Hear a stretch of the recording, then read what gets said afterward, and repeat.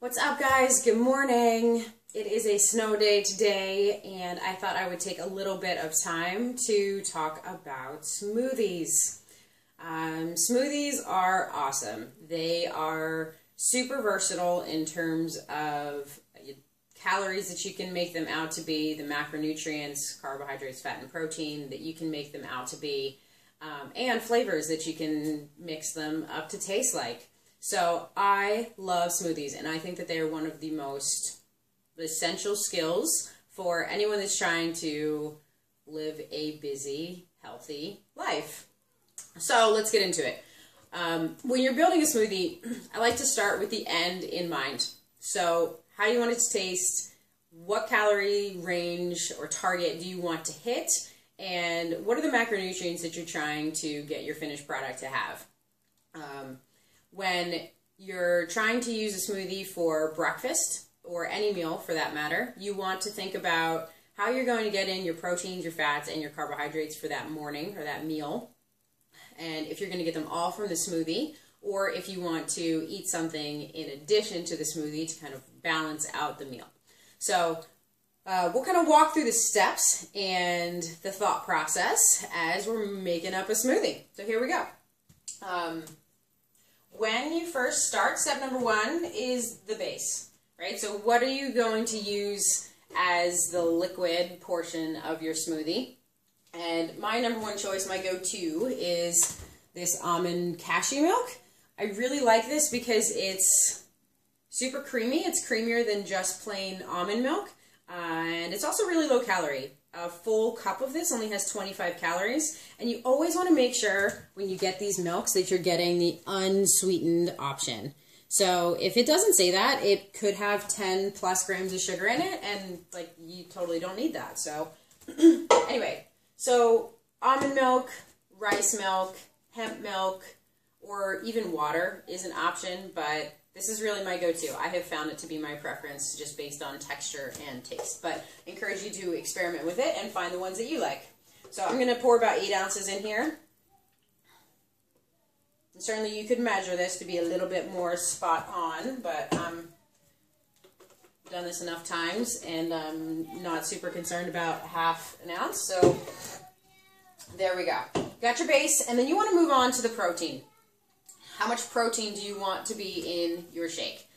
The most obvious choice here is a protein isolate, which here's the Wegmans one that I often mention. I like this isolate because it's cold pressed and minimally processed, meaning there's not a lot of additives to it. You're going to get pretty much a straight protein and no real weird things on the back, no added sugars, no artificial preservatives. You'll recognize every single nutrition item listed, which I love. So in one scoop of this, you're just going to get 18 grams of pure protein. So that's option number one for protein. Option number two is actually a Greek yogurt. And if you take a look at the nutrition information of this, it's actually quite shocking for a lot of people. In 3/4 of a cup, you're going to get 100 calories and also 18 grams of protein. So the same amount of protein that you would have gotten from your isolate, you can get that from a Greek yogurt. You're getting 20 more calories, and those are coming from carbohydrates, but you're also getting all of the probiotics that are in yogurt. And so there's a really, good benefit to choosing yogurt in addition to or in combination with an isolate. And obviously this is all assuming that you can process these foods, that you don't have any sort of negative, digestive response to them. Another option is to go with a meal replacement protein, like this massive container. And a meal replacement protein is going to have not just protein in it, but it's also going to have fat and carbohydrates as part of the macronutrient profile as well. And the question when you're buying a meal replacement protein is, where do those fats and carbohydrates come from? You, of course, would prefer to get them from a high-quality source, meaning they're coming from a nut or a seed, and not so much from like a peanut or a safflower, or like a high omega-6 vegetable oil source. So you always want to look at the nutrition information for that. or just take your trainer's recommendation. So this is a good one. Can you hear Cody in the background? And this is going to have 15 grams of carbohydrates. You can get meal replacement proteins with anywhere from about, I'm going to say, low teens up to mid-20s worth of grams of carbohydrates per serving. And again, with the protein, you're getting 22 grams, so we're in that same range. And the fat grams are 6. So this is already meeting all of the macronutrient needs. You just have to balance it out to your specific portions. I am not going to use this one today. Because I'm going to get my carbohydrates outside of the shake, so I'm not going to go with this. But if you were going to do a full meal replacement, you would want to be adding in either a meal replacement protein or using a protein isolate and then adding in your own carbohydrates and fats to round out the macronutrient profile. So how would you do that? If you're looking to add carbohydrates, this is the tough one. One of the most common options is to take oatmeal and grind it up, or get oat flour and put that in your shake. I don't personally love the flavor of that or the texture of that, so I don't do it so much. I would much rather just take oatmeal and cook it on the side. Super easy to cook, or get a carbohydrate elsewhere. I've even eaten like raw oatmeal before, and I prefer that to putting it in the shake. So, that tells you how I feel about it. But give it a try, see if you like it. Maybe you will. So not lots of good options. Another option is to get a higher carbohydrate Greek yogurt. But you want to be careful because the carbohydrates are most likely going to come from sugars, and that's not the ideal source. You can get more natural sources of carbohydrates by putting fruit into your shake. So something like a berry is going to be a lower sugar, lower carbohydrate option, and will give you about, I'm going to say 8 or less grams of carbohydrates. But something like a mango or a banana, here's a piece of a banana, is going to give you more in the neighborhood of, I'm going to say 20 plus grams of carbohydrates. Back in the basement, please. Go ahead. I'll see you soon.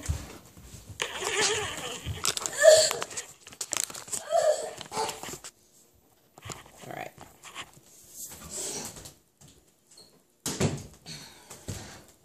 Sorry about that little crash. Children, love them. So we're talking about fruit. So you're going to get more in the neighborhood of 20 plus grams of carbohydrates if you use a full cup or a full banana of full serving of a tropical fruit. So you can see the nutrition information here. 21 grams of carbohydrates in a cup, and bananas are about the same. So that's a really good way to get carbohydrates. But again, a lot of them are going to be coming from sugar. So you want to be careful and ask yourself if that is what your end goal is. All right, so we've got our base, which is really just to make it get a good texture. We've got our protein, we're putting in our carbs, and from there you want to add in the fat. So some people don't want any fat in their protein shake. Tilt this a little bit. And some people do. So if you do, you got lots of options. Fat is delicious, so you can kind of pick and choose what would make the flavor that you want. A couple different options is just a coconut oil, and this is fantastically yummy. It gives it like that nice kind of island taste. You could do, these are ground flax seeds, chia seeds, basically any nut or seed. Peanut butter is really common. Almond butter would be more suggested just because it's a little bit higher in omega-3s. You can also do raw eggs if you're up for that. You get an extra punch of protein and you get about 5 grams of fat per egg. So that's an option for you as well. And there's not a whole lot of taste to eggs. So that was something that I was doing a lot around the holidays, making eggnog shakes. They were delicious. You just want to be careful where you get your eggs from if you're going to be eating raw eggs. Like I wouldn't eat a white egg from the store, you know, in like a carton of 2 dozen.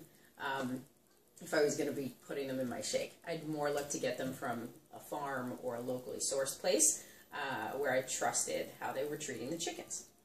Okay, So that's how you get your fat in. And then last but not least, I always like to put spinach into the shakes. You can also do some of the Amazing Grass or any of the green powders. I like spinach because it is pretty flavorless in a shake. You can't even really tell that it's there, except that it turns your shake green.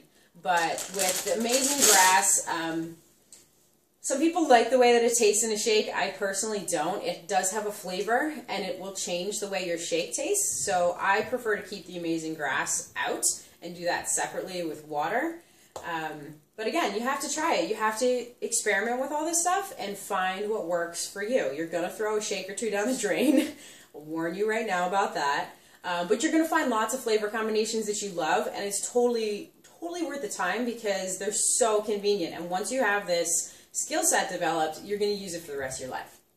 Alright, so I always add in spinach, and then the last thing that I'll add is flavor extracts. So I keep a couple of my favorites on hand. Always have vanilla. Obviously for baking, you always have vanilla. And then I also like to keep almond extract, and I'm actually out right now, but mint extract is like so good with a chocolate protein. A little bit of mint extract in there, a little bit goes such a long way. And it's just nice to mix up the flavor profiles a little bit so you don't get bored. Roll back. Another good way to mix up the flavor profiles is to take your morning coffee, black, and use that as a base instead of like an almond milk or in addition to an almond milk, and then put your protein in on top of that. That's delicious as well. Yeah, so I'm going to go through and make my shake now and just kind of count out the calories and the macronutrients as I go, and then I'll send you guys on your way. Alright, so I already got my almond milk. I am going to go with the whey protein here, and grab a scoop of this, and drop that in. Of course, you could weigh it out if you really wanted to be specific, but again, I'm not super concerned about an extra 10 or 15 or too few 10 or 15 calories. And I'm going to do the yogurt. I've been doing a lot of protein powder lately as part of this nutrition challenge, and I'm kind of sick of it. So, yogurt. Here I come. I need 3/4 cup for the full serving, and I want the full serving. So my protein serving on the morning is 36 grams, which is higher than most people. So you want to make sure that you have the right portions for you, right? Don't just make this shake and think that this is going to be a good shake for you. This is a good shake for me. Most people are going to be more in the neighborhood of like, I'm going to say 25 grams of protein, but plenty of you guys will be eating 30 plus grams of protein, so just know where you're at. That's all I'm saying. Alright. Nice level scoop. Drop that baby in. And now I got to start thinking about flavors. So all this stuff is pretty benign, just vanilla. Very vanilla. And you know, a vanilla shake sounds kind of good.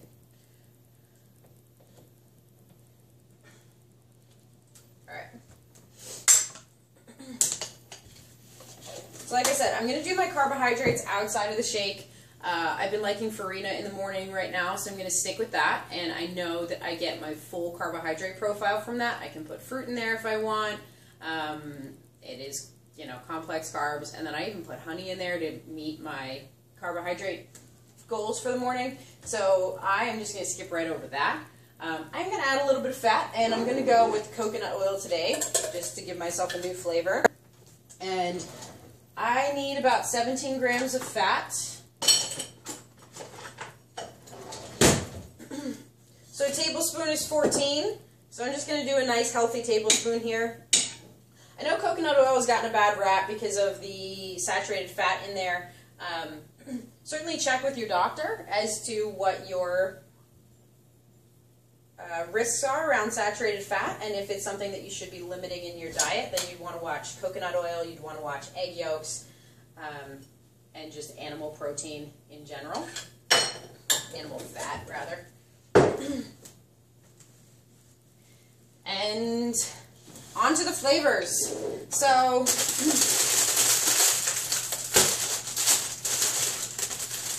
I'm take a pretty good handful of spinach and drop that in. Shove it down in there. Whoops.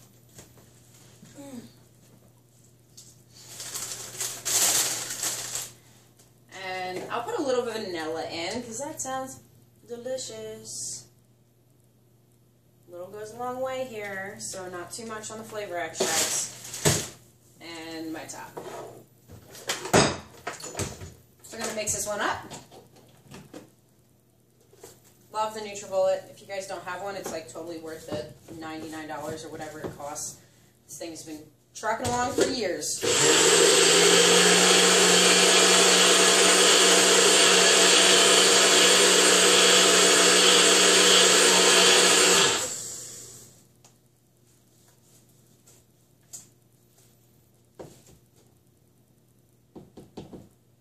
Alright, y'all. There it is. So this right here is about a, let's see, 36 grams of protein, about 17 grams of fat. I did use Greek yogurt, so I have about 6 grams of carbs in here, plus the spinach. And the almond milk has 1 gram of carbs, so whatever on that. So anyway, I'm probably somewhere around about 350 calories on this. But you don't really have to add up your calories if you're adding up your macros, because if you hit your macros, then you do hit your calories. So here's my shake, about 350 calories, and I am good to go. I'm going to cook up that farina and enjoy the rest of my morning. All right, y'all. Cheers.